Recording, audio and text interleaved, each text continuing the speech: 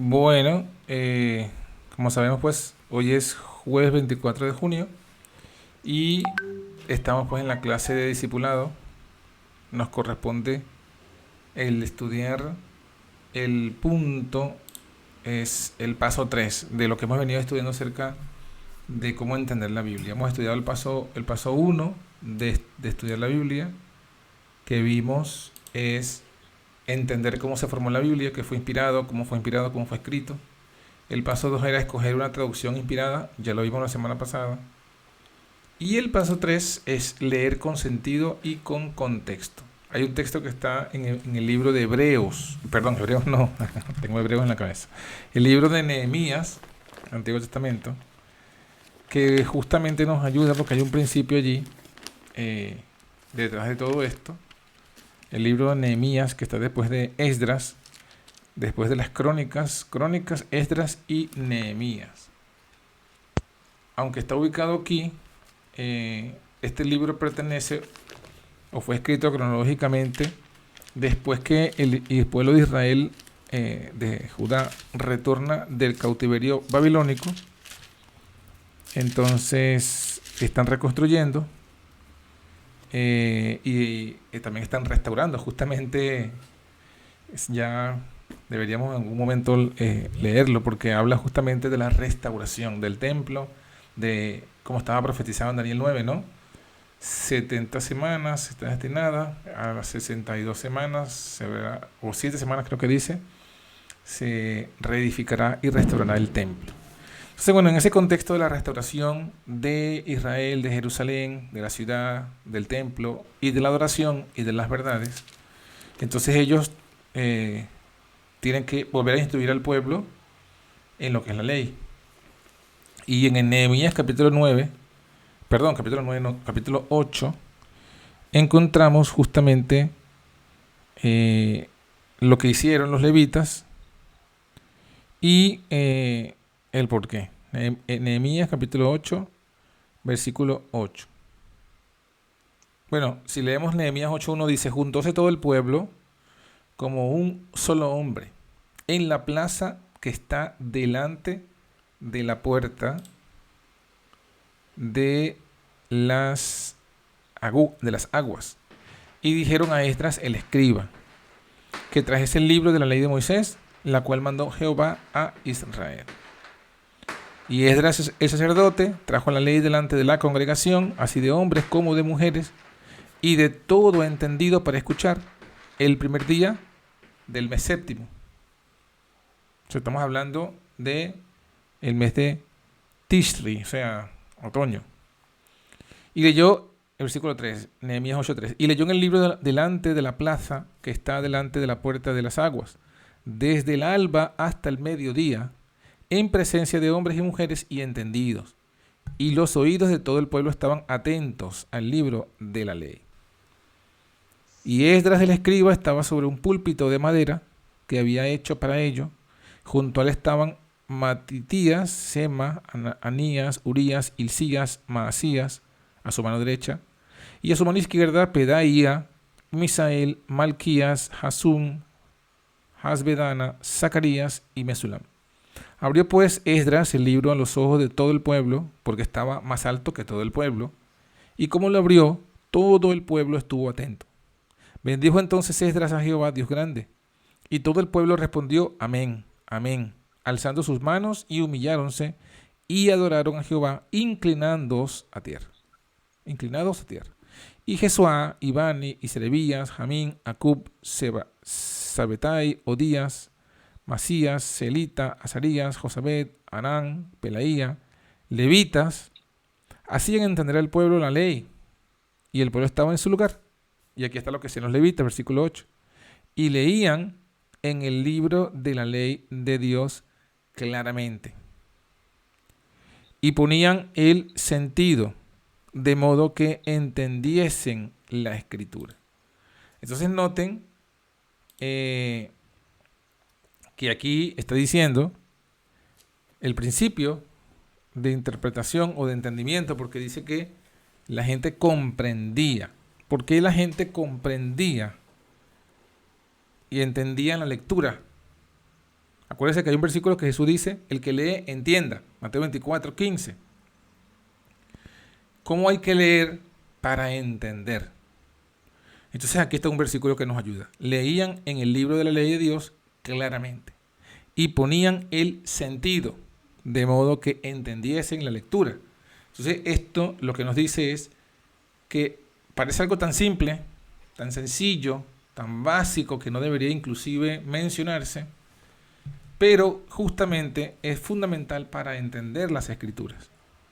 Y al punto que todavía pasa, porque muchas de las confusiones, de los errores o de las conclusiones erróneas es a consecuencia de que no se lee bien, no se lee con sentido. Aquí cuando dice ponían el sentido, está hablando que ponían bien la entonación.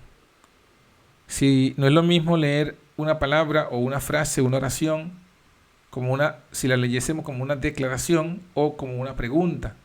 No es lo mismo, no da el mismo sentido. No da el mismo sentido si hacemos bien los acentos o los hacemos mal. Entonces, todo eso de poner el sentido es justamente lo que nos dice la palabra, que es importante para entender la lectura. Poner el sentido, poner el énfasis, verificar dónde van los acentos, verificar de quién es el sujeto que se está hablando. A veces las confusiones vienen por eso. Y si nosotros vamos a muchas de las formas como Jesús aborda la Biblia con los fariseos y con los saduceos, encontraremos justamente algunos ejemplos de esto. Por ejemplo, sí, creo que es en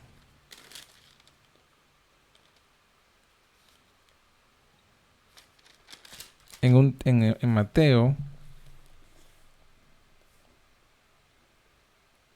Bueno, vamos a buscar la referencia. Vamos a buscar un texto donde Jesús hace una pregunta que nos deja entrever esto, ¿no? Mateo 22:44. Fíjense que Jesús, en lo que vamos a leer, Jesús hace una pregunta. Mateo 22, vamos a leer desde el 42 hasta el 44, hasta el 45. Dice, estando junto los fariseos, Jesús les preguntó. Mateo 22:41. Estando juntos los fariseos, Jesús les preguntó, diciendo, ¿qué os parece del Cristo? ¿De quién es hijo? Dícenle, de David. Entonces aquí están hablando, cuando Jesús hace la pregunta, es una pregunta importante, es una pregunta que nosotros mismos creemos que es importante porque es el fundamento de nuestra fe, de la iglesia también, el fundamento de la iglesia. Es la misma, en un sentido es la misma pregunta que él le hace a sus discípulos cuando le preguntó por allá en Mateo 16, ¿de quién dicen los hombres que es el Hijo del Hombre? ¿O quién dicen los hombres que es el Hijo del Hombre? Cuando le preguntaron y entonces dijeron, uno dicen que eres Jeremías, o Elías, o Moisés, o alguno de los profetas. Y entonces él le hace de nuevo otra pregunta y le dice, ¿y ustedes quiénes dicen que soy yo? Entonces, algo parecido le hace Jesús esa pregunta a los fariseos, porque eso era lo que él quería que entendiera, esa era la verdad fundamental de este tiempo. Y les preguntan los fariseos, ¿qué os parece del Cristo, del Mesías? ¿De quién es hijo? Entonces, la respuesta automática de los fariseos fue de David.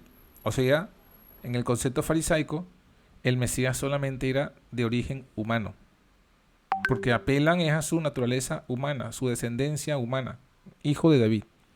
Y Jesús entonces los lleva a pensar, versículo 43. Pues entonces, ¿cómo es que David en el Espíritu le llama Señor? Diciendo, versículo 44, dijo el Señor a mi Señor, siéntate a mi diestra, entre tanto que pongo tus enemigos por estrado de tus pies. Si David le llama Señor, ¿cómo es su hijo? O sea, hay una inconsecuencia, una incongruencia, según presenta Jesús, en la interpretación de los fariseos de que el Mesías es hijo de David solamente, siendo que David mismo le llama Señor. Aquí está un ejemplo. ¿Por qué? Porque en el versículo 44 se repite 2 veces, ¿no? Dijo el Señor a mi Señor. Entonces se repite 2 veces Señor y Señor. Ambos señores están en mayúscula. Y alguno podría interpretar que aquí se refiere a una sola persona.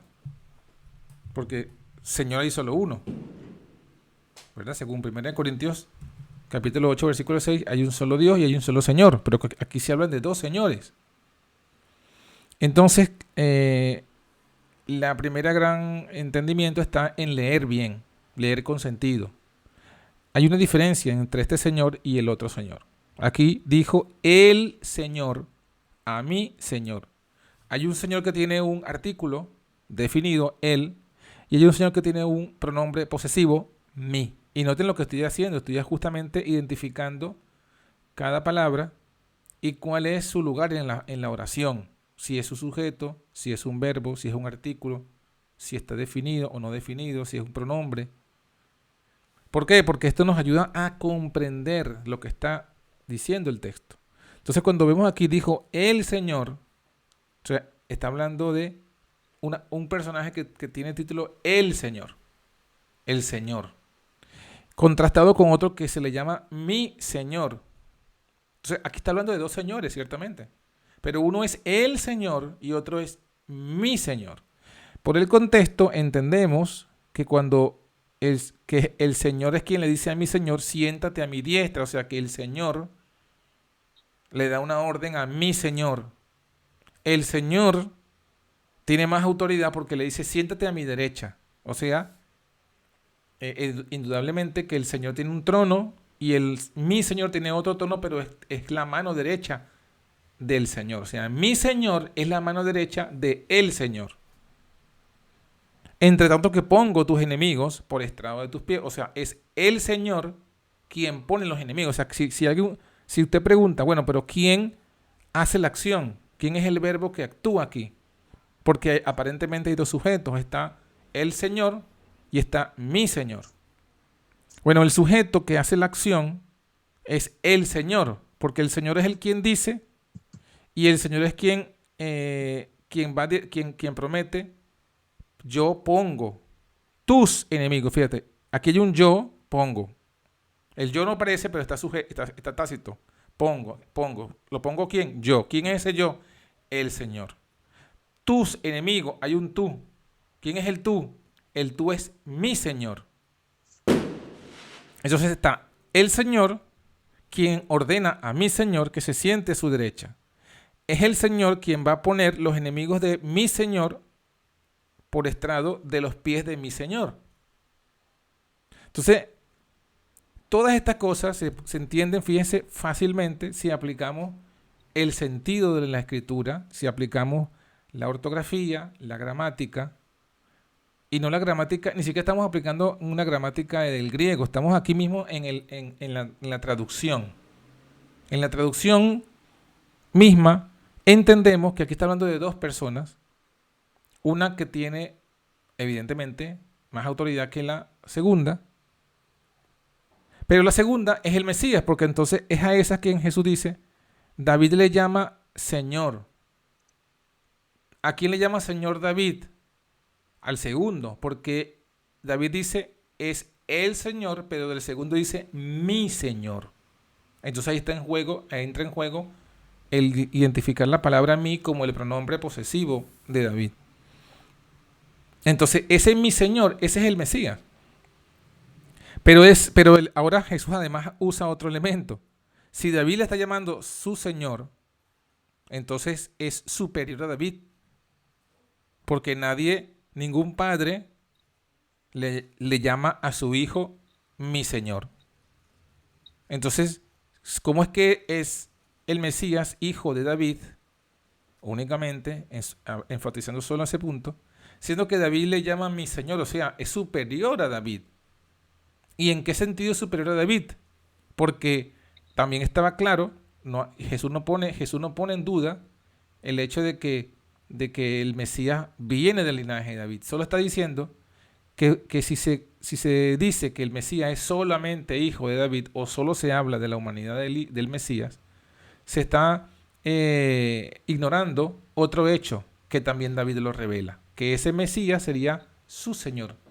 Entonces está hablando de la divinidad del Mesías.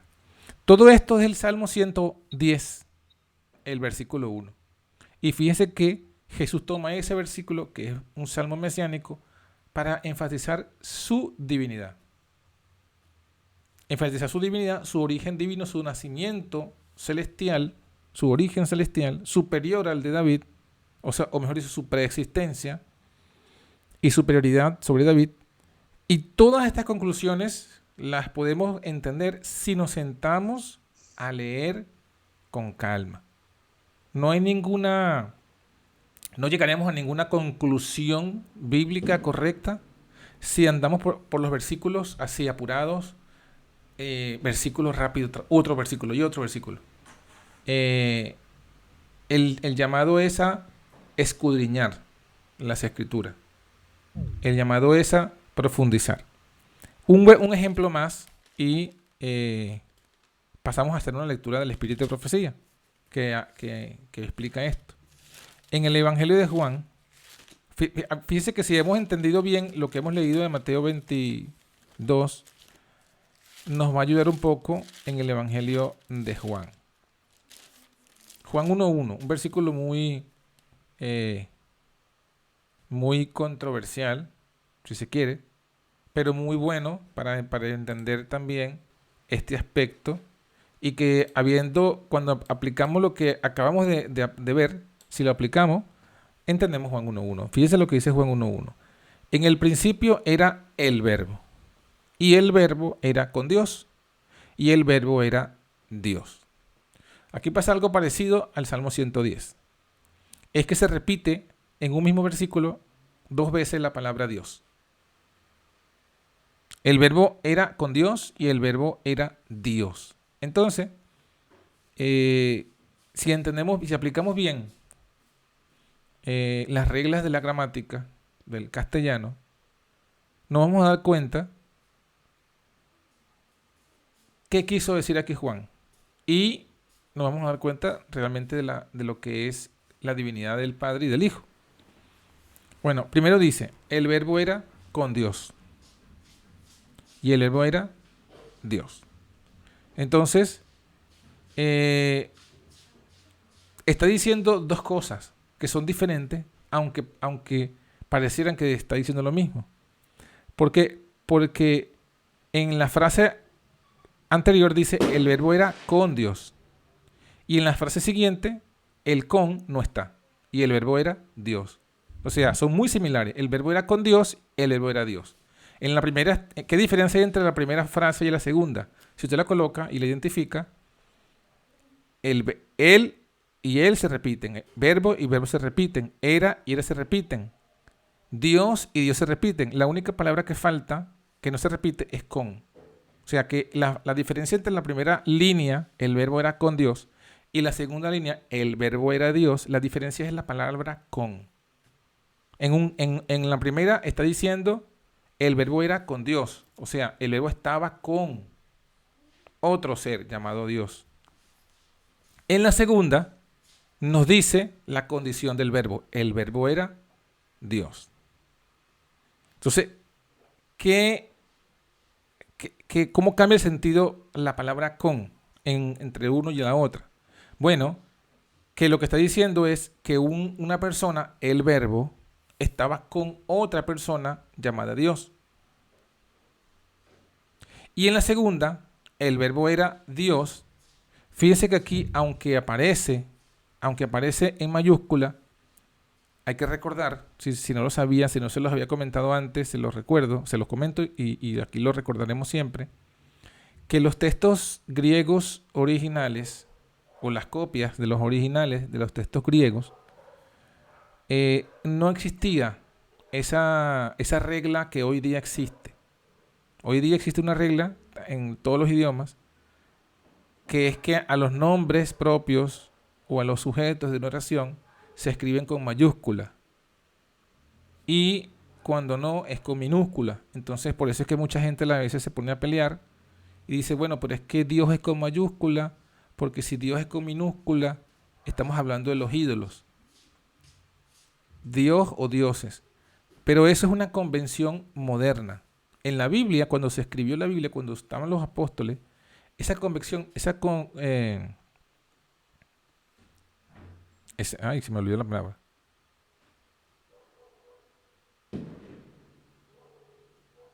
Esa convención no existía.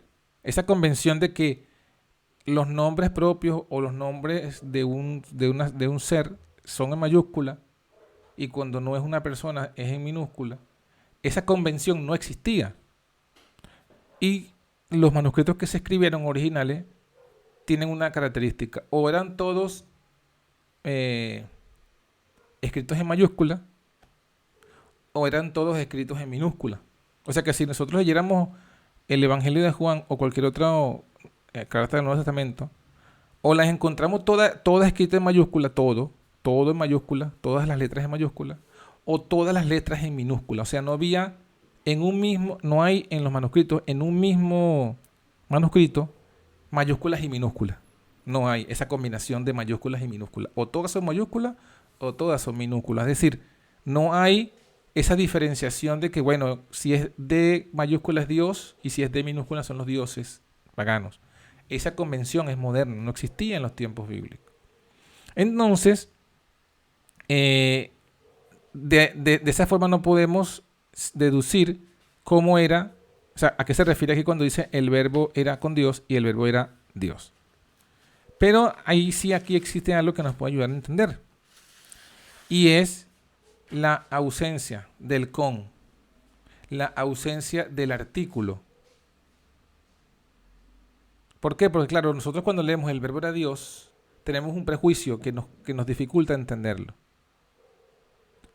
Quizás si cambiamos esto, lo podemos entender. Vamos a suponer que estuviese escrito, para entendernos, para tratar de explicar la idea del lenguaje, que les voy a cambiar aquí la palabra Dios por la palabra hombre. El verbo era con hombre. El verbo era con hombre. Pero esa palabra realmente no tiene mucho sentido, porque nosotros no escribimos así. Cuando nosotros escribimos es el verbo era con el hombre.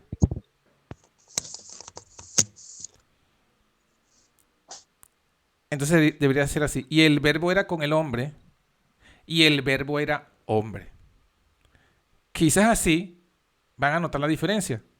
El verbo era con el hombre. Está hablando de un hombre en particular. Si el verbo era con el hombre, está hablando de una persona, de un sujeto. Pero cuando dice y el verbo era hombre, ¿qué está diciendo en la segunda frase? En la segunda frase está diciendo la naturaleza.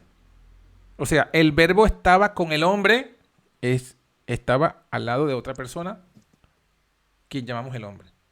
Pero cuando dice, y el verbo era hombre, ¿qué estamos diciendo? Y el verbo era también hombre, de naturaleza humana, hombre. Entonces, si ahora lo vemos claro, entonces lo que debemos entender, lo que realmente está diciendo el versículo 1 de Juan 1 es lo siguiente. En el principio era el verbo, y el verbo era con el Dios, con el Padre.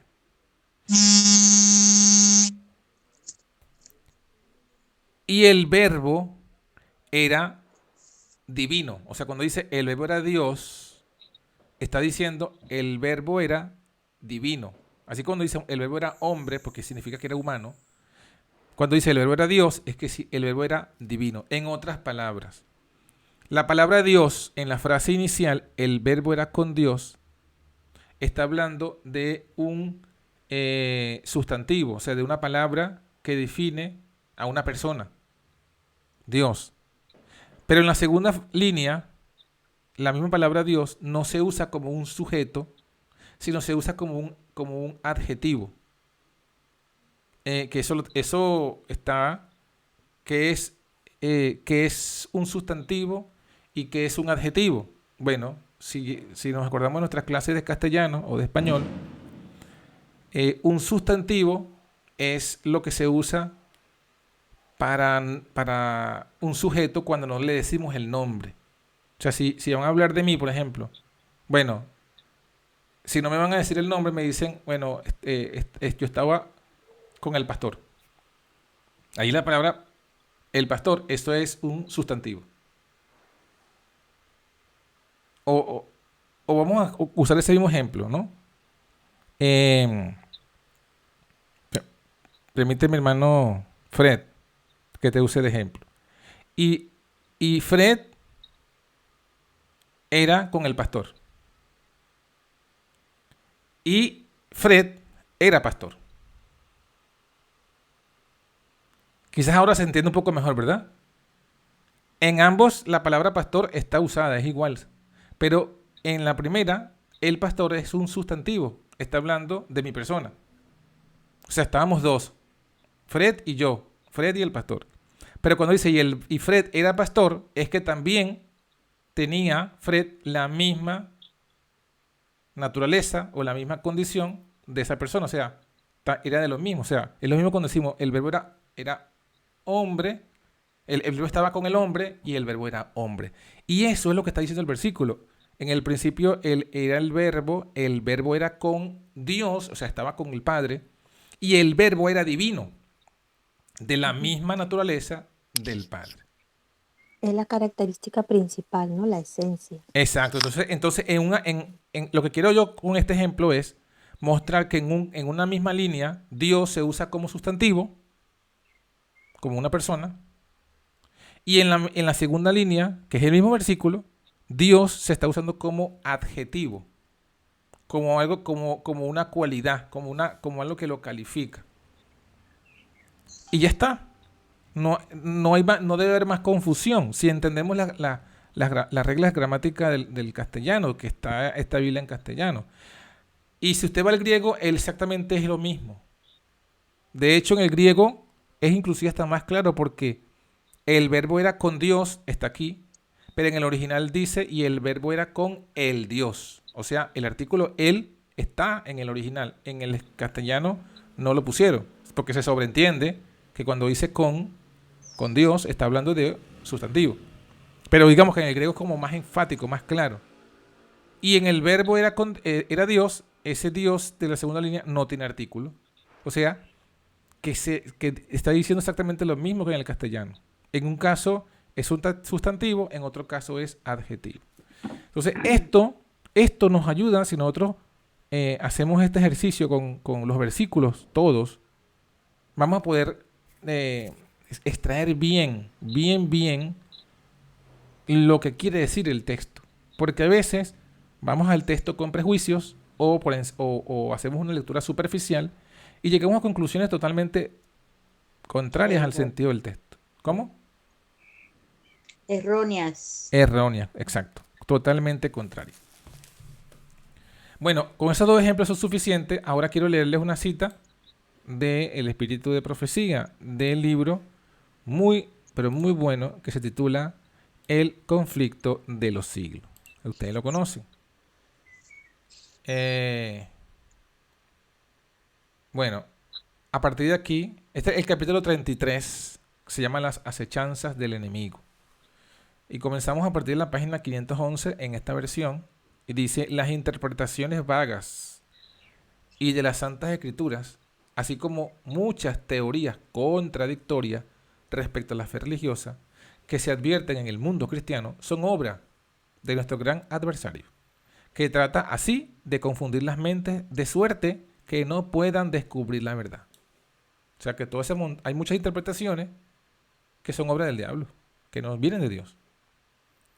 Y la discordia y división que existen entre las iglesias de la cristiandad se deben en gran parte, noten, gran parte, lo voy a subrayar aquí, gran parte, o sea, no es una parte pequeña, es la mayoría de los casos, la discordia y la división que existen entre las iglesias se deben en gran parte a la costumbre tan general de torcer el sentido, noten el sentido, ¿se acuerdan lo que leímos? Ponían el sentido.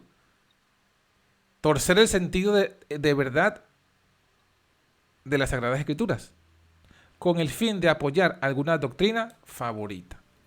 Esto, Elena de White lo señala de las iglesias cristianas.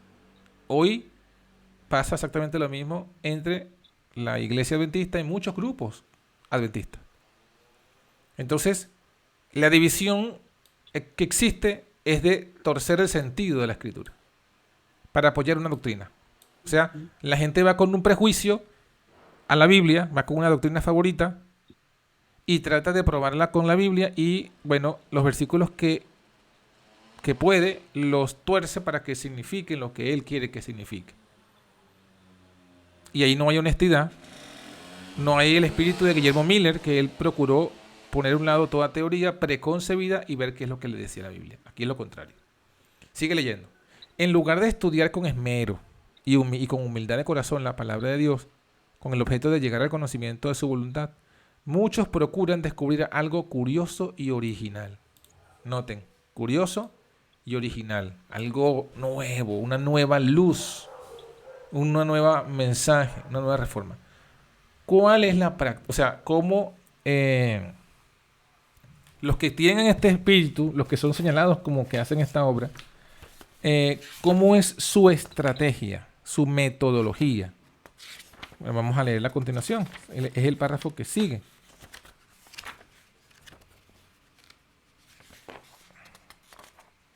Ya va.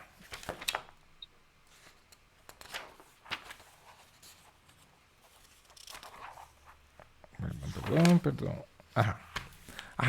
El párrafo que sigue. Dice, con el fin de sostener doctrinas erróneas o prácticas anticristianas, hay quienes toman pasajes de la Sagrada Escritura aislados del contexto.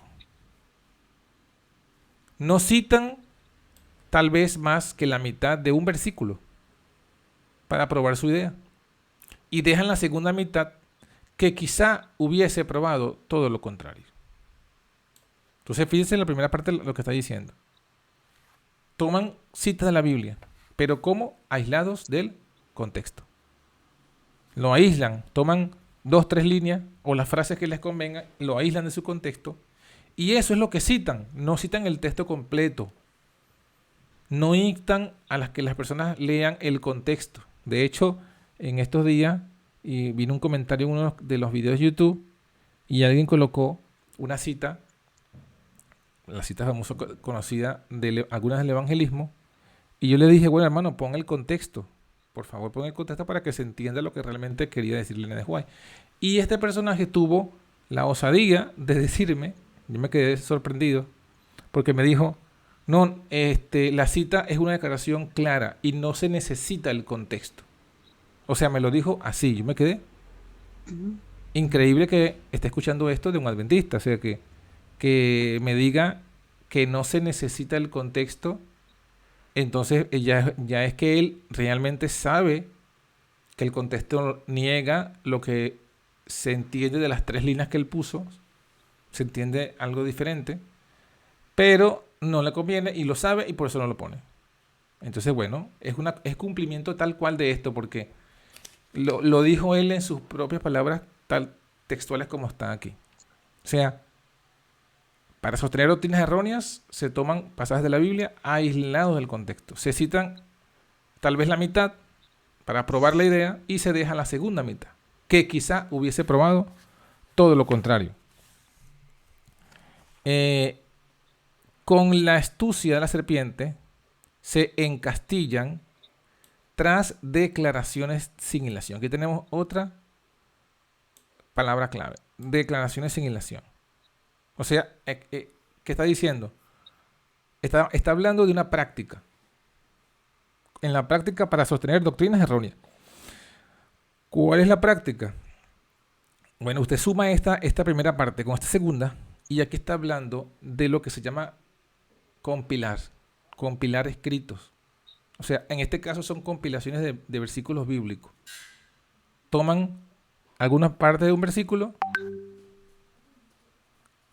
no ponen el contexto porque no les conviene, y lo unen porque aquí está hablando declaraciones, plural. O sea, toma otra declaración que también le quita su contexto, pero que sin ese contexto también parece apoyar a esta cita anterior, y así van sumando 2, 3, 4, 5 citas de las escrituras sin contexto y que juntas parecieran reforzar la idea inicial de esa doctrina que quiere presentar, que quiere probar.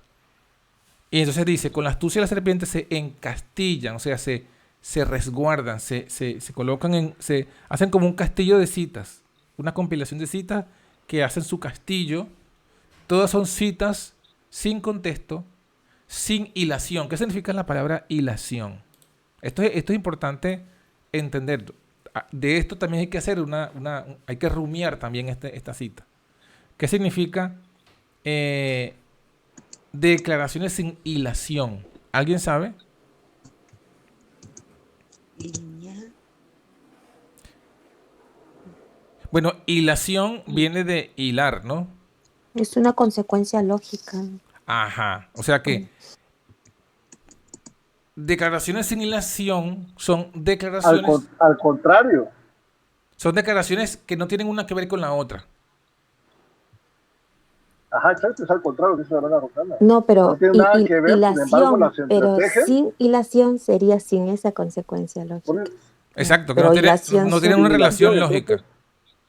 No tiene nada que ver, pero ellos las entretejen, juntan una tras otra para que tengan sentido, para darle sentido a lo que ellos quieren dar a entender. Sin Exacto. razonamiento.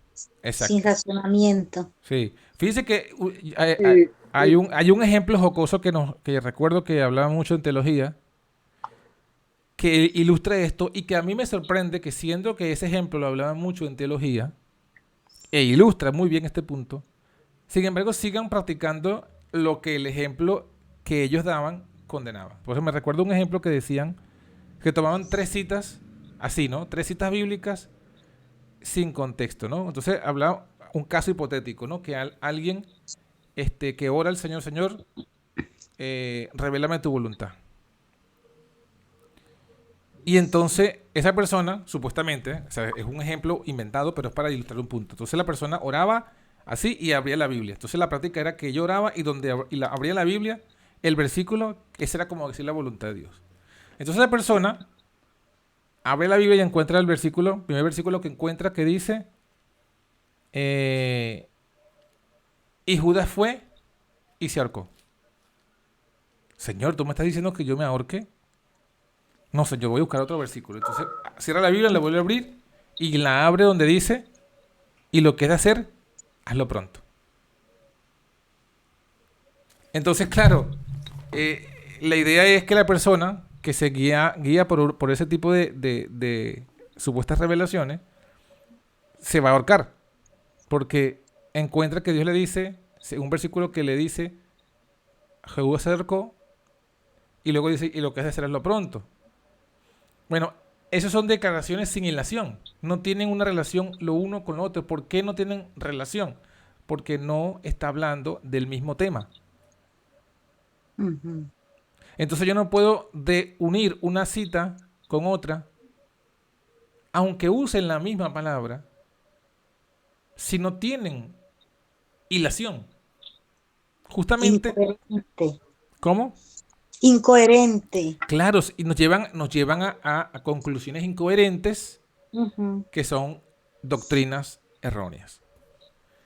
Entonces, con la astucia de la serpiente se encastillan tras declaraciones sin hilación entretejidas de manera que favorezcan sus deseos carnales. Es así como gran número de personas pervierten con propósito deliberado la palabra de Dios. Otros, dotados de viva imaginación, toman figuras y símbolos de las Sagradas Escrituras y los interpretan según su capricho, sin parar mientes en que la Escritura declara ser su propio intérprete y luego presentan sus extravagancias como enseñanzas de la Biblia. ¿Ve? Entonces,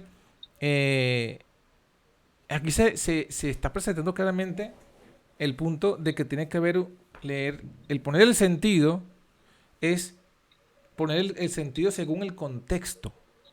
No puedo interpretar un versículo aislado de su contexto. No puedo interpretar un versículo entretejiéndolo con otro versículo que no tienen hilación, que no tienen relación, que no tienen lógica de tomar un versículo junto con otro. Aunque se use la misma palabra. Porque ya sabemos, según hemos estudiado en el paso número 1, que una misma palabra puede tener un significado diferente. Justamente cuando lo estudiamos decíamos, lo leímos en el Espíritu de Profecía, que una palabra puede tener un significado diferente a otro versículo según el contexto. Entonces, justamente allí está el punto clave. Esta es la práctica. Elena de Joya aquí señala de lo que hacían los evangélicos.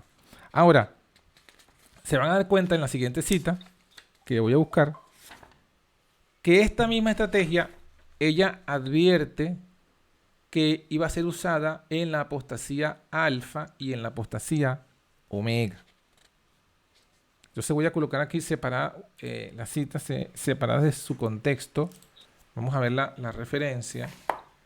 Separadas de su contexto. Aquí está. Esta cita, justamente, miren, justamente, es de una matutina, Cada Día con Dios. Y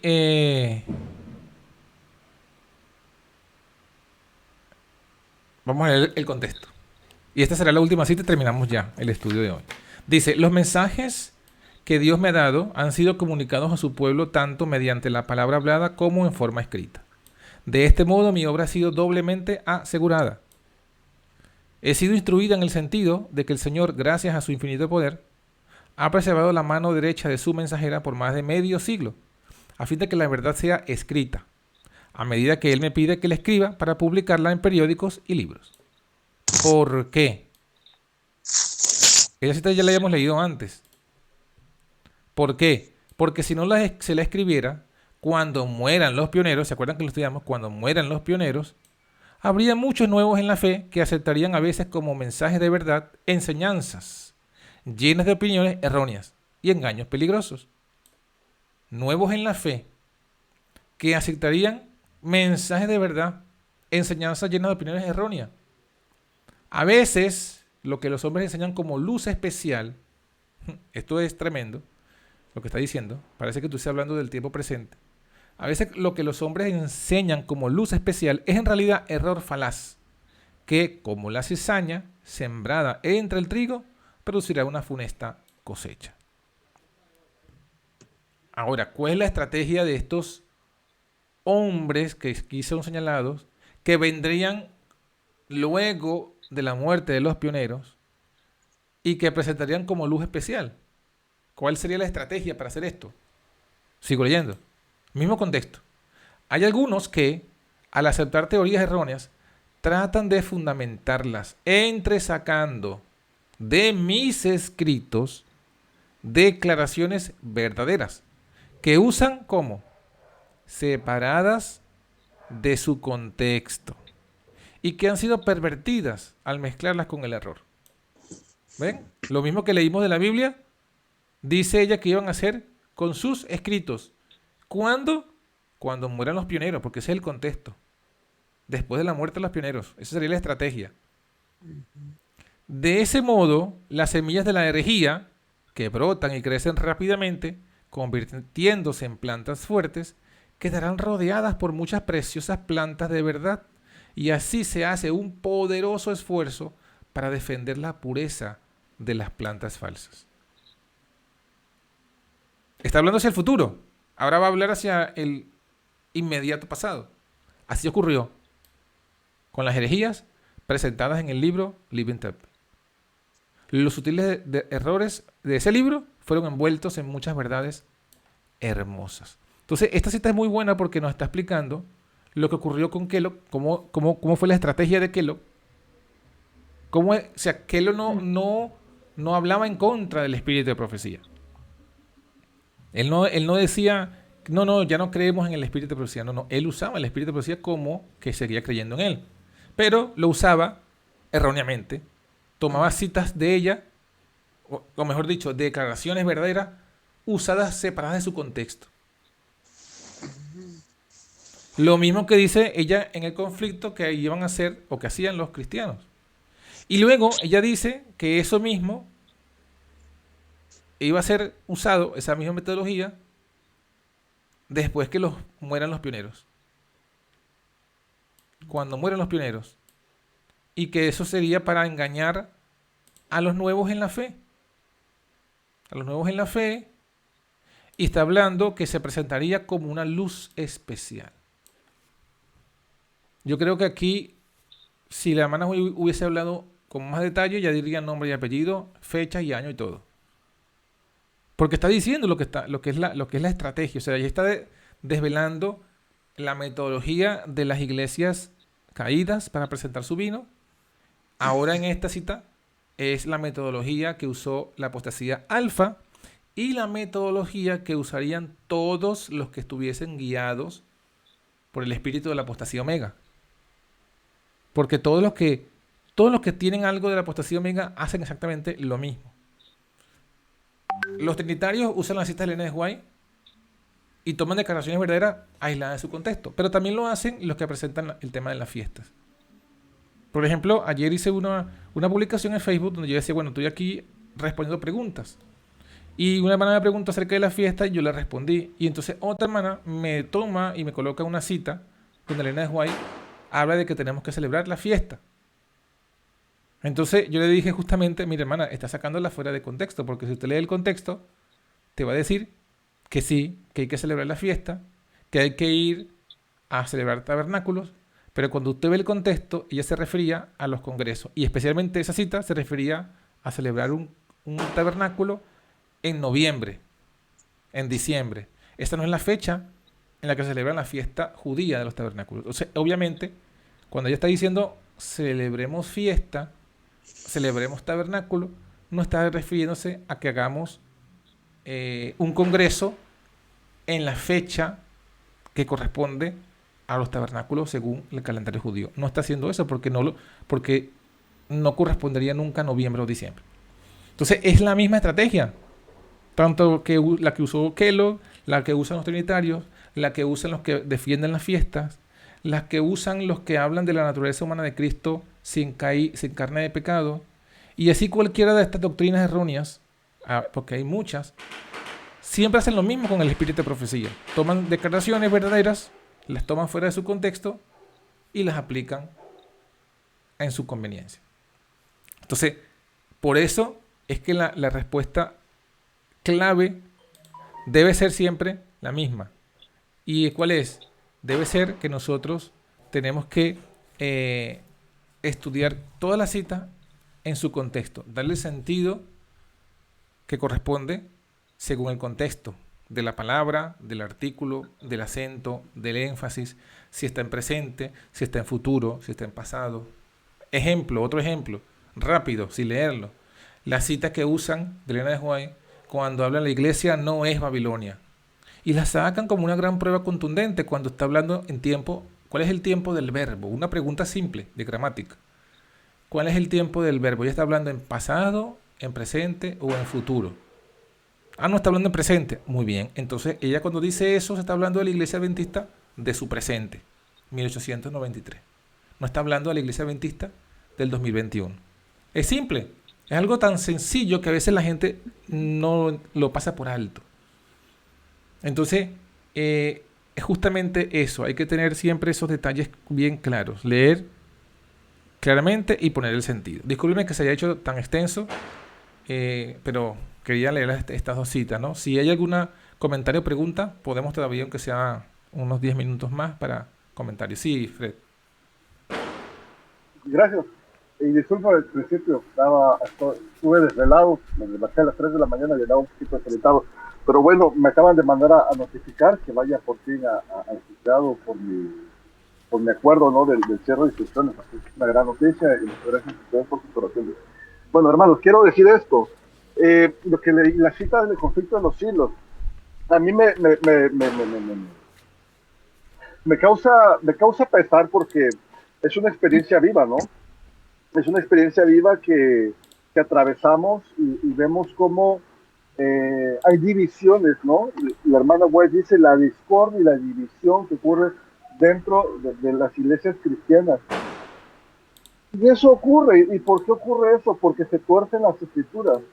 Pero lo más duro es porque para mí esto es algo real, en tiempo real, es de hoy, es de ayer, es de ahorita, ¿no?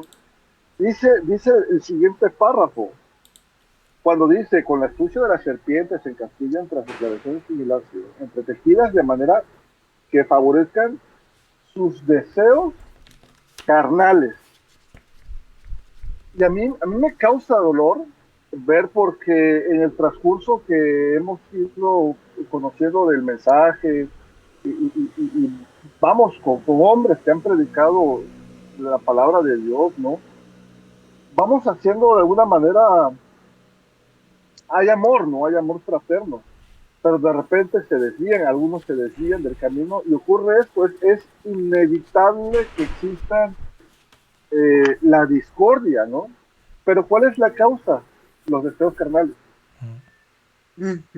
Entonces, eso da, o sea, es algo muy duro, o sea, es muy difícil decírselo a alguien más o decírselo a alguien, ¿no? Pero es la verdad, es esto, son los deseos carnales que provocan todo esto.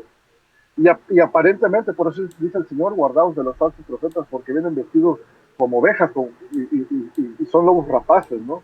Entonces, al final de cuentas, yo siempre lo he dicho, hoy usted me lo recordó, debemos de andar por principios espirituales, así de fácil, así de sencillo.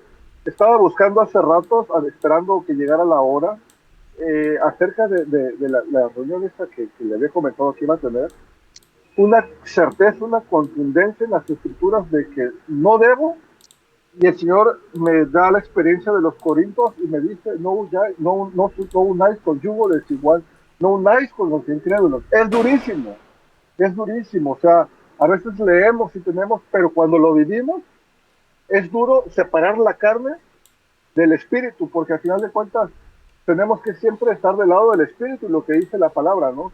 Entonces, estas cuestiones nos conviene mantenernos, dejar a un lado las cuestiones carnales, porque de tal manera no tendremos ninguna salvación, no tendremos ninguna redención y al contrario, seremos piedra de tropiezo para los demás. Y para terminar, hablando del mismo tema, de lo que yo hoy estoy viviendo y creo que estamos viviendo nosotros como ministerio, cuando usted citaba a Nehemías, mire, Dios es tan hermoso que nos pone las cosas ahí para que las resolvamos, ya está en nosotros obedecerlas, ¿no? En Nehemías, en el capítulo 8, el versículo 1, ahí está más atrás, no te encuentro, crónicas. ¿Dónde está Nehemías? Está Esdras, antes de Job, ¿verdad? después Crónicas y Esdras Ah, y Nehemías. ok, ya te encontré. Bueno, el versículo 1 dice, y se juntó, porque hablamos de la unidad, ¿no? Alguien nos puede acusar de que estamos rompiendo la unidad, ¿no? Sí. Vamos a ver si es cierto. Dice así, y se juntó todo el pueblo como un solo hombre. Ahí está. Era un solo hombre, un solo pensamiento, un solo sentir. Y si no estamos todos de acuerdo, no podemos ser un solo hombre, no podemos ser un solo cuerpo. Necesitamos estar todos de acuerdo. Aquí todo el pueblo estaba de acuerdo en que tenía que confesar sus pecados sin hacer una reforma. Así es de que la unidad es posible solamente si todos tenemos el mismo objetivo, que es la palabra de Dios, en su contexto. Amén. Así es. Entonces, eso es lo que tenemos que hacer. Bueno, hermanos, muchísimas gracias, pastor, por el estudio. Hermanitos queridos, me voy, me tengo que ir.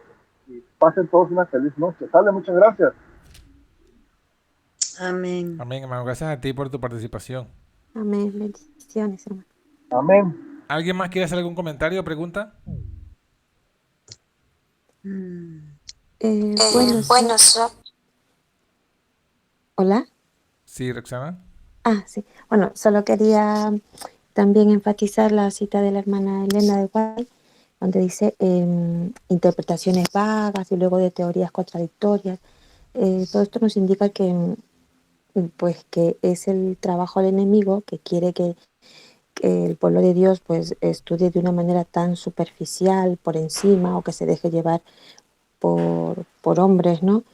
Y para apoyar doctrinas, creencias, pero el Señor nos dice, nos insta a que debemos escudriñar las escrituras, estudiar diligentemente, ¿no?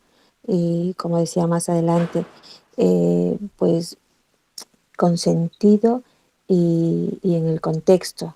Y eso es muy importante para ello.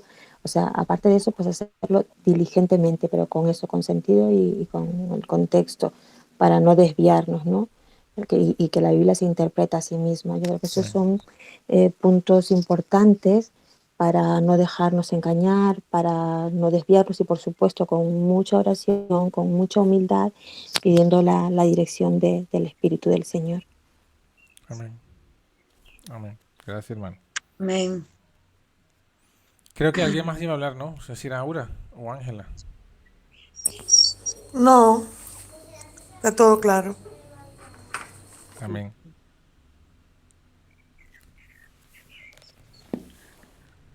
Bueno, si no hay ningún otro comentario o pregunta, vamos a hacer la oración y quedamos entonces ya despedidos por hoy.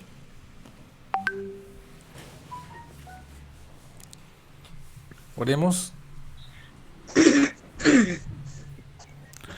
Querido bondadoso Dios, te damos gracias porque nos permites y nos has permitido esta noche, esta tarde, reunirnos y estudiar tu palabra, los testimonios. Gracias, Señor, por el ejemplo claro, tanto en la Biblia como en el espíritu de profecía, acerca de cómo debemos leer las Escrituras para entenderlas. Leer con sentido, leer con contexto, leer con hilación, de modo que podamos llegar a conclusiones correctas. Te pedimos que nos ayudes para no caer, ni nosotros ser inventores de doctrinas sin contexto, sin hilación, ni caer bajo la explicación de nadie que tenga esta práctica. Que podamos identificar esto, como lo has revelado, como la estrategia de los que portan el vino de Babilonia, de los que son defensores de la apostasía alfa y de la apostasía omega. Ayúdanos para que no seamos envueltos en este engaño, sino que seamos guiados por tu Espíritu y nos guíe a toda verdad. Bendice a todos mis hermanos, a todos los que han estado aquí, los que van a escuchar este video, y que podamos seguir caminando en este camino hacia la verdad, la restauración del mensaje adventista, el reavivamiento de la justificación por la fe, la lluvia tardía y el fuerte pregón, según tu voluntad. Te lo pedimos en el nombre de Jesús. Amén, Padre. Amén. Amén. Amén. Amén.